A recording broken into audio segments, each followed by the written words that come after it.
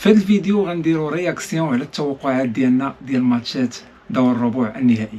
نشوفوا واش عجبنا من الماتش صحيح واش عجبنا من الماتش خطا، ونشوفوا واش كما في دور الثمن غنجيبوا بزاف ديال التوقعات صحاح وشويه اللي خطا، ولا الاغلبيه غيكونوا خطا.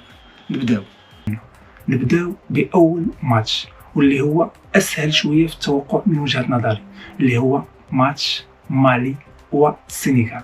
مالي الماتشات اللي فاتوا في هاد التورنوا اشنو دارت؟ اول ماتش تعادلات مع زامبيا. المهم نقزوا الفقره ديال الماتشات اللي دازوا، ندوزو ديريكتومون للتوقع باش ما نضيعوش فيها. مالي معمره ربحت السنغال، وكنتوقع هادشي اللي غيكون. مالي ما غاديش تقدر تربح السنغال، والسنغال غادا تمر لنصف النهائي وغتكون هي اول فريق كيمر لنصف النهائي. اذا كيف ما شفتوا توقعنا ان السنغال غادا تمر لنصف النهائي، وهادشي اللي كان. السنغال ربحات، اذا برافو، توقع صحيح. ندوزو للتوقع الثاني. ندوزو لثاني ماتش عندنا اللي ما بين مصر والكوديفوار. اول حاجه نشوفوا الكوديفوار اشنو دارت في الماتشات. نقزوا الفقره ديال الماتشات اللي دازوا باش ما نضيعوش فيها الوقت بزاف، ونمشيو ديريكتومون للتوقعات ديالنا.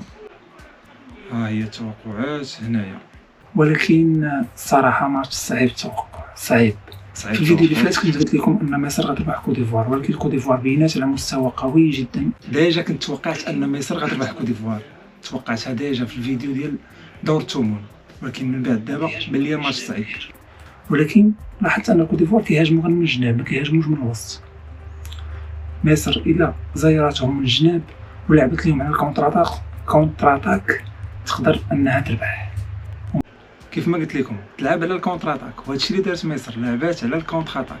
هاد الماتشات كتربحهم واخا ما كتكونش مرشح. وفي الصراحه على الورق كوديفوار اقوى، ولكن انا غنستمر في الترشيح ديالي اللي كنت داير، وغنقول ان مصر غادا تدوز للدومي فينال باش تلعب مع السنغال. اذا الماتش الثاني هو توقع صحيح، والمقابله ما بين السنغال ومصر صحيحه. برافو برافو برافو. ثاني ماتش هو التوقع صحيح. ندوزو الماتش الثالث. ثالث ماتش عندنا اللي هو ماتش الجزائر ونيجيريا. الجزائر عاوتاني غتلعب واحد من اصعب المباريات في الجوله. اول حاجه نقزوا الفقره ديال التاريخ بلا ما عندنا نديرو بها باش نشوفوا ديريكتومون التوقع. هذه المواجهه الوحيده في دور الربع اللي ما بين جوج فراقي ربحوا كاع الماتشات. هادوما الوحيدين اللي ربحوا كاع الماتشات وها هما تلاقاو. الوغ شكون اللي غادي يكسر هذيك السلسله ديال الفوز، الجزائر ولا نيجيريا؟ الصراحه نيجيريا فريق قوي، عندهم هجوم قوي جدا، ولكن لاحظنا واحد الصراع ما بين اوسيمين ولوكمان. نقدروا نقولوا ان يقدر يكون عندهم مشكل في غرف الملابس، وهذا المشكل يبان على ارضيه الملعب في الماتش الجاي. الصراحه صيدوني في هذه القضيه. كنت كنتوقع ان المشكل اللي كان ما بين اوسيمين ولوكمان غيأثر عليهم في ارضيه الميدان، ولكن صيدونا ما كان حتى شي مشكل وكملوا عادي. اذا تصيدت في هذه المعلومه هذه، لانني توقعت ان الصراع غيأثر عليهم سلبيا ويبانوا ضعاف شويه. الجزائر صراحه كيف ما قلت في الفيديو اللي فات فريق قوي جدا صراحه، عندهم لاعبين في جميع المراكز وحتى احتياطيين واعرين. عندهم لاعبين واعرين، وشفنا ضد الكونغو لاعب احتياطي دخل في الاخر وهو اللي ماركا هدف الفوز. الجزائر فريق متكامل، عندهم واحد شويه ديال الضعف في قلب الدفاع، ولكن ماشي شي ضعف كبير، يعني ضعف متجاوز. وكيعرفوا يخرجوا كره مزيان وكيعرفوا يلعبوا تحت الضغط، وعندهم الناصر لاعب كبير جدا الا كان واجد. كنقول لكم ان الجزائر غتقدر تربح نيجيريا. الجزائر غتقدر تربح نيجيريا، وغتربحها في 90 دقيقه اولا في الاشواط. المهم غتربحها في الماتش بلا بلانتيات بلا والو. كيف ما قلت لكم الماتش غيسالي في 90 دقيقه، ولكن كنت كنتوقع ان الجزائر غدوز، وللاسف ما دازتش. تعبتوني، تعبت بدنيا، تعبت فنيا، تعبت نفسيا، تعبت ذهنيا، قلبي تعب وعقلي تعب. توقع خاطئ، اخطأت في التوقع، ما عندي ما ندير.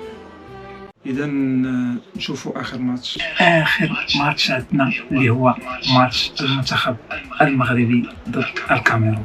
اول حاجه نشوف نقزوا هذه الفقره، ما عندنا ما نديرو بها، نقزوها نشوفوا التحليل ديريكتومون. نكون صريح معكم، على الورق واللعب اللي بان حتى الان منتخب الكاميرون اقوى منا. هاد الهضره كانت قبل الماتش ديال الكاميرون، ولكن كاين شي حوايج اللي في صالحنا.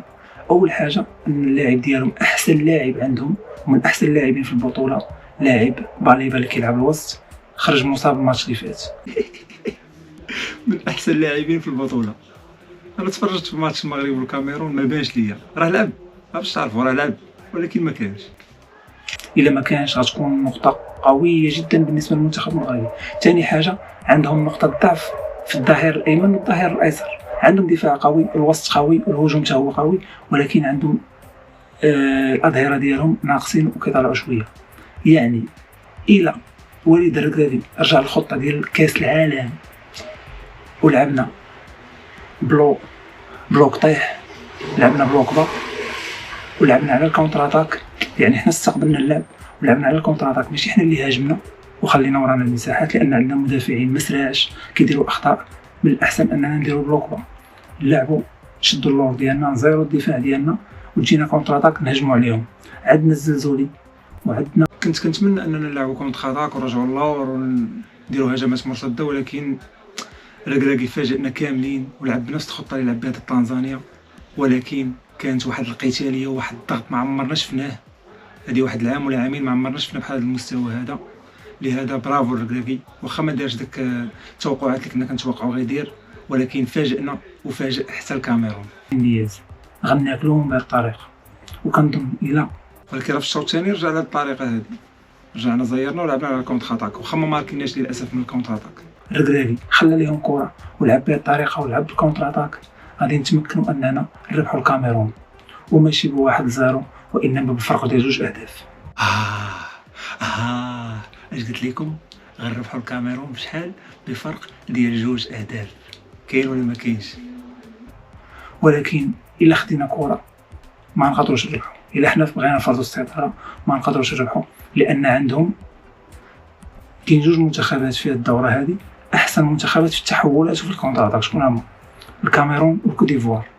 يعني الا تحكمتي في كره ولعبتي عليهم كره وهما لعبوا كونتر اتاك غياكلوك. احسن طريقه ترجع انت تخلي لهم هما كره وانت تلعب كونتر اتاك. لهذا الا درنا هادشي اللي دارت مصر، هادشي اللي دارت مع الكوت ديفوار، رجعات وخلات لهم كره ولعبت كونتر اتاك، داكشي علاش ربحاتهم. حنا ما درناش هاد الطريقه، ولكن الركراكي كان مستعد مزيان ودرنا لهم البريسينغ عندهم، خصوصا في الشوط الاول. مازال الشوط الثاني حاولنا نديروا كونتر اتاك. اذا برافو الركراكي مره اخرى. الطريقه كنظن اننا غادي نربحوا الكاميرون، وكنتوقع ان الركراكي ذكي وغادي يفكر في هذه الطريقه، وان شاء الله الفوز للمنتخب المغربي. اذا كانت هذه هي الرياكسيون على التوقعات. جبنا 3 توقعات صحيحه من اصل 4، والمره اللي فاتت جبنا 7 من اصل 8. اذا دائما كنغلطوا في ماتش واحد. المره اللي فاتت غلطنا في الماتش تاع تونس، هذه المره غلطنا في الماتش تاع الجزائر. تسناو معايا الفيديو الجاي ديال التوقعات ديال الدومي فينال والفينال، وغنشوفوا واش غادي نغلطوا في شي ماتش ولا لا. تهلاو.